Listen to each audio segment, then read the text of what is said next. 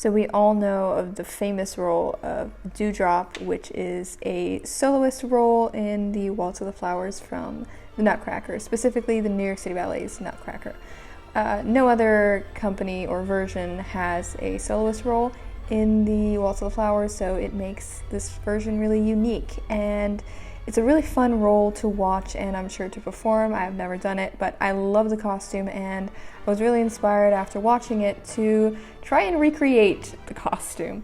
So that is what I'm doing in this video, recreating the iconic New York City Ballet's Dewdrop costume. And yeah, I hope you enjoy this video.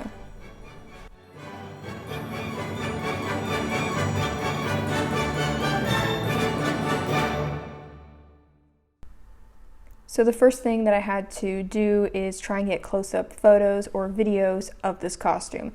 Luckily, there was a behind-the-scenes video showing exactly that, so that was a real help for me. Of course, my recreation could not be the same as I challenged myself to use only stuff I had at home and not buying any extra material. So that was my major challenge, but I was able to work with what I had. I had this old costume and I took the loose tulle off of it, the skirt part, to use a skirt, and then I chose a light fabric and started to create my bodice. The bodice was not easy as it was not stiff material. It was jersey. As you can see, it's kind of see-through. I should have put boning in the actual bodice, but I did not because I did not have boning. I then found this ribbon, which was kind of velvety, and put it on the bodice on where the stitching was to cover it. Also because on the actual costume, they had a separate color, and that was probably where the boning was. So I then laid out everything over the bodice and pinned it and then hand stitched it on because I did not want it to look messy and ugly because I could have easily messed it up if I had sewn it on with a machine. So I spent hours on end hand stitching this so that it would look seamless, and the results actually turned out pretty okay. You can't really see the stitches that I added in, it's quite hidden. So that's great, and this is the final product of my stitching on that ribbon. I then had to add some at the bust top part because she had this extra design. This time, for the edges, I did actually use a machine. Anyway, so now moving on to the skirt. This was some old dress I had that I turned into some hideous costume, which I then cut apart, and I'm now cutting the skirt of the Dewdrop costume for. I realized that there's some different versions of the Dewdrop costume. Sometimes it's a high-low skirt, and I decided to go with that. And sometimes it's extremely short, just covering the dancers behind. I wanted it to be a bit longer than that, so I went with a longer way. I then got this white tulle. It had this kind of crimped, I guess, look to it, and I wanted to do a thin layer of that over the pink because they did have an extra layer of lighter pink, but I don't have lighter pink, so I thought if I sewed the edges and cinched it, as I'm doing right now, placed it over it, it would appear like a light pink, which thank goodness it did because the dark pink under tulle was quite dark.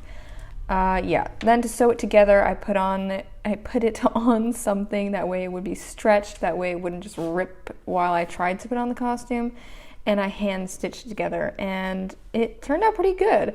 Some of the costumes had a slit, some didn't. I wanted to make the slit because I thought it added some extra depth, I don't know. And then it was time to sew it onto the bodice. This I did hand stitch as well, which was very tiresome, but you know what? No pain, no gain. Now was the fun time of actually designing it. Thankfully, from some, once again, hideous dress that I had all these jewels, so they worked out perfectly for this, and I sewed them onto the top. They are not Swarovski, sadly, like the actual costumes of the New York City Ballet, which that's really cool they have Swarovski, good for them, but I did not have Swarovski.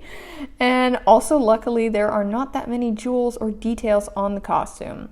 So that was easy, and that was very quick to sew on, a lot quicker than sewing the ribbon seamlessly onto the actual bodice part. Anyway, time for the bows. I took the leftover cutting of the skirt and created about 1 billion bows out of it because there's never enough bows, and they're all around the waist of the costume to cover the seams. So yeah, I had sewed it not seamless.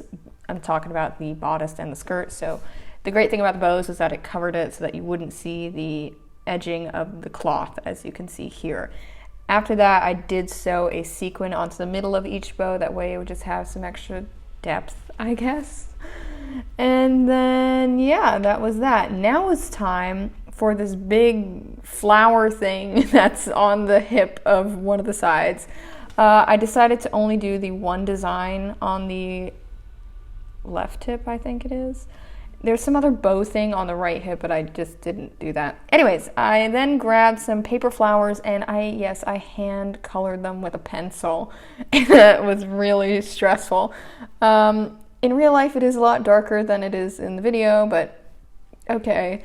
Anyways, I then sewed that to that flower thing I was doing before and was able to get it to look pretty good. Pretty seamless is what I mean by good. I then had to attach it to the skirt and bodice, or the dress by now, I guess, and it looked kind of nice. I was kind of impressed with myself. I then had all these leftover things which I wanted to kind of add, so I took some too dark colored green, but so be it, that's all I had, and burned the edges because it was too thick. Yes, I burned my fingers, but that's not on video, whatever.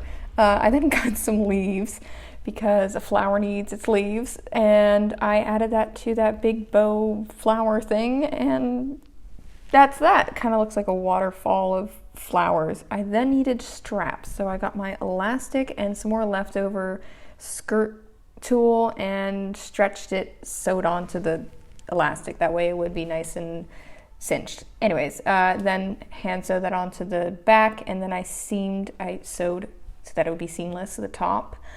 Never mind, it's not seamless. I then sewed the straps to the bodice and added some buttons because that's all I had at home as well. And that's kind of it for the costume. It actually did not take me as long as I thought. What took a lot of time was the tiara. That was stressful. I did add some more jewels just to make it a bit more pizzazzy, I don't know. And that was about it. That was the whole costume. It was not so difficult, not as difficult. However, it's not a real bodice, it's jersey, it's everything that I had at home. And this is the creation. This is the tiara. It's a lot smaller than how it should be, but that's all I had. And that is the end result. I'm kind of proud of how it turned out. Wearing it, that's probably another story, but just for show, it made me proud. So I hope you enjoyed this, and take a shot every time I said "and then."